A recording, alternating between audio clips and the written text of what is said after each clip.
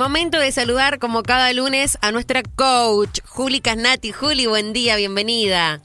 Hola, Erika, ¿cómo estás? ¿Cómo va todo, Buen día. Juli? Bien, iniciando una semana hermosa porque hay un sol maravilloso. Ah, muy bien, así me gusta esa actitud. Juli, tenemos que hablar de cosas que quizás a veces no queremos ver, pero hay que aceptarlo, ¿no? Hay cosas que tenemos que aceptar. ¿Y qué tan difícil es para las personas poder aceptar lo que sucede, aceptar lo que pasa? No sé si hay que hacer la diferencia entre, o sea, si esta aceptación incluye también a las personas. Está todo ligado con todo. Me explico lo que quiero decir, digo, aceptar cómo es el otro. A eso iba. Sí, en realidad la aceptación es una emoción. Es una emoción que tiene que ver con, cuando decimos aceptar, tenemos que decir qué cosa aceptar. Claro. Puede ser aceptar al otro, puede aceptar una situación como la que estamos viviendo en este momento. Es decir, siempre decimos que las emociones son disposiciones para la acción, ¿no? Es decir, según la emoción en que me encuentro, es lo que mi cuerpo va a tender a hacer. Por ejemplo, si estoy triste, posiblemente mi cuerpo tienda a llorar, o tienda a acurrucarme sola, o tienda a buscar compañía. Si estoy alegre, seguramente busque compartir con otros lo que me ha pasado para estar alegre. Es decir, que el cuerpo manifiesta, es como si fuera el testigo de lo que está sintiendo el ser, yendo para atrás, ¿no? Tal cual. Entonces, esta aceptación, vos me decís la otra persona, sí, no necesariamente es la otra persona, también tiene que ser la situación. Bien. Y me parece muy interesante distinguir entre la aceptación y la resignación, porque muchas veces las personas creen que es lo mismo, y no es lo mismo. Es algo que tiene que ver con, por ejemplo, la resignación. Yo acepto que ya no va a cambiar esa cosa, pero sí puede cambiar. Pero yo creo que no puede cambiar más. Entonces dije, bueno, esto no cambia más, listo. Por ejemplo, una relación, sí. Por ejemplo, algo que te pasa en el trabajo, por ejemplo, miles de cosas. Y vos decís, no, esto no. O, por ejemplo, la cultura de una familia, la cultura de un país, son cosas que cuestan, pero no significa que no puedan cambiar. Cuando yo digo, esto no cambia más, y bajo los brazos, ¿viste la típica expresión de bajo los brazos? Bueno, es porque ya se cansó, pero no es que no pueda cambiar la situación o la persona o lo que sea. Y la aceptación, a diferencia de la resignación, tiene que ver con aceptarlo pero en paz. Es decir, eso por un lado, pero por otro lado, realmente la situación no tiene solución. ¿Entendés? O sea, no es que... No es algo para solucionar, claro. Exactamente, es algo para solucionar. Entonces, en este caso, la aceptación no tiene solución, es simplemente aceptar que las cosas son así y que no hay vuelta atrás. Por ejemplo, lo que estamos viviendo en este momento. Hay que aceptarlo. La pandemia, claro. ¿Entendés? Si vos te negás a aceptar estas situaciones cuando sufrís, si te negás a aceptar una pérdida, por ejemplo, si te negás a aceptar todo lo que tiene que ver con los hechos en sí mismo, son cosas que sí o sí van con la aceptación. ¿Por qué? Porque no se pueden cambiar los hechos. Tal cual, tal cual. ¿Entendés? Sucede algo, te echaron del trabajo, te separaste de alguien, murió alguien, qué sé yo, desaparece una empresa o algo que vos querés mucho, y bueno, eso es así. Entonces, los hechos que son irrefutables y que no tienen vuelta atrás, bueno, eso es lo que tenemos que aceptar. Lo que sí puede ocurrir es que uno cambie la percepción de eso, ¿entendés? Entonces ahí es donde empieza a moverse otro tipo de cosas. Por ejemplo, sucede, voy a decirte una cosa dramática, ¿no? Pero bueno, sucede la muerte de un familiar, por ejemplo. Hay veces que la gente no acepta nunca esa situación. Y como no acepta nunca esa situación, ¿cuál es el impacto emocional? Sufrir, absolutamente estar en el sufrimiento. Claro. Y entonces, lo que sí puede hacer, porque yo siempre digo que el sufrimiento es inevitable, todos sufrimos. o el dolor, pero el tema es que podés evitar seguir sintiéndolo. Había una frase que dice, ¿Cuánto tiempo lo vas a querer seguir claro, sintiendo? que el dolor es inevitable y el sufrimiento es opcional, algo así, ¿no? Algo así, tal cual. En realidad, según a qué le llamemos dolor y a qué le llamemos sufrimiento. Sufrimiento en este sentido sería lo que permanece. Claro. El dolor es lo que te duele, pero Claro. el sufrimiento es lo que le imprimimos nosotros según lo que estemos pensando. Por eso te digo que los hechos no pueden cambiar, pero sí puede cambiar mi percepción en relación a los hechos. Y de eso depende que sufra o no en la vida y que ande en paz por la vida o ande sufriendo. Esa es la gran diferencia que tienen que ver estas dos emociones, que siempre me gusta distinguirlas, Sí. porque hay gente que dice, no, esto no cambia más, pero en realidad puede cambiar. Cuando vos sabés que las cosas pueden cambiar, es como que te pones en otra actitud emocional y buscas otro tipo de soluciones. Por más frustrado Claro. que estés y hayas probado miles de cosas, pero existe la posibilidad de un cambio. En cambio, esto de la pandemia, por ejemplo, es un hecho, sucedió y está entre nosotros. El tema es qué hacemos nosotros con eso. Ujú. ¿Lo aceptamos o lo rechazamos? Si lo rechazamos, sí. ¿qué tipo de conductas empiezan a aparecer? Empiezan a aparecer conductas irresponsables, porque la irresponsabilidad tiene que ver con la falta de conciencia. La responsabilidad tiene que ver con la conciencia. Con la conciencia. Entonces, no lo acepto, empiezan las conductas irresponsables, empiezo a hacer cosas que no respetan la salud del otro y por supuesto tampoco la mía, o me afecta emocionalmente, me enojo y ando violenta y peleándome con todo el mundo. Ujú. ¿Entendés el efecto negativo que tiene la no aceptación? El impacto negativo que tiene en la vida de las personas, en la vida de las relaciones, en la vida de las organizaciones. Porque imagínate vos el cambio que ha traído esto en el mundo organizacional. Ayer estaba viendo una encuesta súper interesante que decía, me llamó mucho la atención, el 80% de las personas están contentas con el home office. Bueno, ¿están contentos con el home office o están contentos bueno, está bien, con lo que implica que quizás con estar ahí en casa en pantuflas todo el día? Claro, lo cual trae sus consecuencias y todo Sí. lo demás. La parte negativa es que comentaban que lo que está sucediendo es que el límite de los que contratan no lo están respetando. Entonces, por ejemplo, te llaman a cualquier hora y no respetan los horarios de trabajo. Es como que se ha flexibilizado el horario. Entonces, al final se trabaja mucho más. Y esa es la parte negativa. Pero el hecho de estar trabajando en casa, la mayoría de las personas lo ve como positivo porque da posibilidades, como todo, la parte positiva y la negativa, Claro.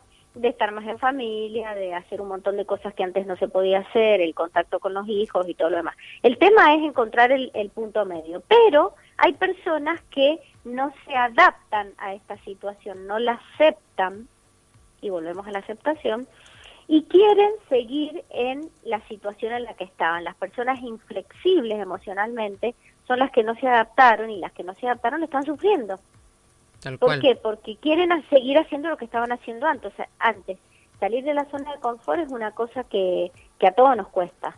Pero cuando salís y aceptás que hay otras posibilidades distintas a las que vos estabas teniendo en tu vida, a las experiencias que estabas teniendo, a la forma de trabajar, a la forma de relacionarte, por ejemplo, con los amigos, cómo ha cambiado la situación de encontrarse con los amigos y mucha gente está teniendo reuniones virtuales. Y bueno, eso, la gente que acepta la situación es la que se amolda, así como el agua, ¿viste? Cuando pones el agua en un recipiente y el agua es flexible, se adapta, se amolda al recipiente que está. Bueno, esa es la actitud que hoy estamos necesitando todo el mundo, no solamente los argentinos, para adaptarnos a lo que está pasando, y eso tiene que ver con la aceptación. ¿Se aprende a aceptar? ¿Está bien dicho si lo pregunto de esa manera? Pero claro que sí, porque acordate que el coaching lo que hace es un entrenamiento mental. Claro. Entonces, primero, cada vez que vos quieras desarrollar tu inteligencia emocional, que tiene 4 pasos, que ya te lo he contado en otras Sí, veces, pero sí, el sí, primero tiene que ver con la autoconciencia emocional, de la cual ninguno de nosotros fuimos educados. En ninguna escuela, cuando nosotros éramos chicos, ahora tímidamente se está empezando. pero no nos enseña a nadie la autoconciencia emocional. ¿Qué significa eso? ¿Qué estoy sintiendo? ¿Qué me está pasando? La autorreflexión, la autoindagación emocional, mental, eso no ha sido una costumbre en la vida de las personas. Entonces, la mayoría somos analfabetos emocionales, no sabemos lo que sentimos ni por qué sentimos lo que sentimos. Entonces, bueno, en el coaching tenemos un gran entrenamiento en todos estos aspectos y, por ejemplo, uno de los ejercicios consiste en describir todas las emociones que tenés durante un día. Entonces tenés que estar atento, consciente, atento a lo que te va pasando. Y cuando detectás una emoción, la tenés que registrar y además tenés que detectar qué estabas pensando antes que te pasara eso. Porque las emociones son efectos del pensamiento, salvo las emociones básicas que son espontáneas, ¿no? Pero las secundarias, que son la mayoría, porque todas vienen mezcladas, mixtas, en racimo, surgen a partir de nuestros pensamientos. Y ahí es donde empieza la causa de todo. Tal Por cual. eso el coaching es un entrenamiento mental. Entonces vos me decís, ¿se aprende? Por supuesto, porque se entrena. Juli, recién mencionaste, en la escuela nunca nos enseñaron. ¿A partir de qué edad hay una edad específica para aprender y empezar a hablar de estos temas? A partir del momento en que el niño abre los ojos y mira a su mamá, Tremendo, está aprendiendo a relacionarse. Según lo que haga la mamá, por supuesto ahí no va a hablar, ¿no? Ahí va a empezar a sentir. Y los niños desde muy chiquititos, yo tengo una hija que está estudiando psicología y me contaba, hizo unas prácticas en una escuela con niños de 4 años para practicar todo este tipo de cosas. Y dice que lo toman de una manera preciosa y son súper esponja para aprender y para hablar de estas cosas. Y no se hace en las escuelas, no se hace. Es muy poquito las que se están animando a hacer este tipo de cuestiones. Pero con esos ejercicios tan simples, con qué me está pasando, qué siento, qué me pasa en el cuerpo, ¿vos sabés qué? Siempre lo digo, que el 95% de nuestros comportamientos que se ve a través del cuerpo son inconscientes. Entonces, llevar conciencia a cómo está mi cuerpo. ¿Cuántas veces tenemos la cara, por ejemplo, totalmente contraída? Y cuando llevas conciencia a eso, la aflojas. ¿Cuántas veces tenemos los hombros contraídos? Llevas conciencia a esa parte de tu cuerpo y lo aflojas. Bueno, ese tipo de cosas te muestran que vivimos inconscientes en todo lo que hacemos y eso es efecto de nuestros pensamientos. Entonces, las escuelas que se animen a entrenar desde chiquitos, desde los 4 años, el jardín, digamos, los niños, en el primer paso, que es la autoconciencia emocional, es mirarse, es qué me pasa, qué siento, poder ponerle palabras a eso que siento, poder compartirlo con el otro. Y bueno, y después que aprendo eso, el segundo paso es empezar a gestionarlo. Bueno, ¿cómo hago? A ver, me enojo, está bien, estoy enojada, pero ¿qué hago con eso? Claro, tal cual. Que no es solamente darme cuenta que estoy enojada. Y ahí es donde viene la parte mental que tiene que ver con el coaching. Entonces, las preguntas, ¿qué estaba pensando cuando me enojé? Por ejemplo, en ese ejercicio, ¿qué interpretación hice de eso que estaba pasando? Entonces, esa interpretación va a ir de la mano de un juicio, y ese juicio estará fundado, o es una cosa que a mí me sale así nada más. Bueno, y todo eso es algo que se entrena, que se aprende. Así que todos, si lo queremos, podemos entrenarnos mentalmente para poder gestionar mejor nuestras emociones. Y cuando aprendamos a gestionar nuestras emociones, que tiene que ver con la parte interna, las 2 primeras fases, recién ahí voy a poder gestionar con el otro. Primero detectar qué le pasa al otro, ahí es donde aparece la empatía, ahí es donde aparece la observación inteligente de lo que está sintiendo el otro, ahí es donde tengo que aprender a leer la corporalidad, donde tengo que aprender la gestualidad que está diciendo, la forma en que tiene los brazos, es decir, un montón de datos que me da el cuerpo, que si yo hago una reconstrucción puedo saber qué está sintiendo. Entonces, al ponerme en una situación empática con el otro, voy a poder gestionar mejor mi relación con el otro, que es el último paso, y entonces ahí es donde aparecen los modelos de liderazgo, donde aparecen los equipos de alto rendimiento, donde aparecen las relaciones de pareja funcionales y todas las cosas que vos, a donde lo quieras aplicar, es aplicable. Por eso es tan bonito el coaching, porque hablando de eso, porque es aplicable, te iba a terminar la frase, La idea, es aplicable a todas las edades, a todas las formaciones y demás. El miércoles empezamos, de casualidad me acordé, mira. Sí, te iba a preguntar. Empezamos la cuarta corte del coaching psicológico integral online, Ajá. que es, que dictamos 100% online, así que todos los que tengan interés pueden escribirnos para preguntar, porque ya empezamos. Perfecto, me encantó. Toda la info, recordemos una vez más, Juli, ¿dónde podemos encontrarla? Y pueden escribir a info@funiversitas.org o si no, info@coachingpsicológicointegral.com, que es con A, por eso lo digo así, Perfecto. coaching psicológico con P, integral.com.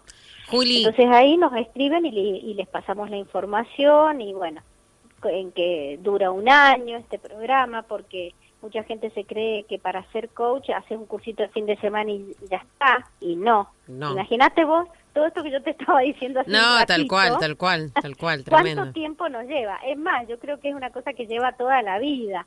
1 año es como para saber cuáles son las bases para poder hacerlo y empezar a entrenarte, pero esto es algo que es para toda la vida. Juli, muchas gracias, que tengas una linda semana. Bueno, vos también. Un beso para vos y toda la audiencia. Muchísimas gracias. Julieta Casnati, coach psicológica integral y directora de la Escuela de Coaching Psicológico Integral, como cada lunes aquí en Buenos Días, Aurora.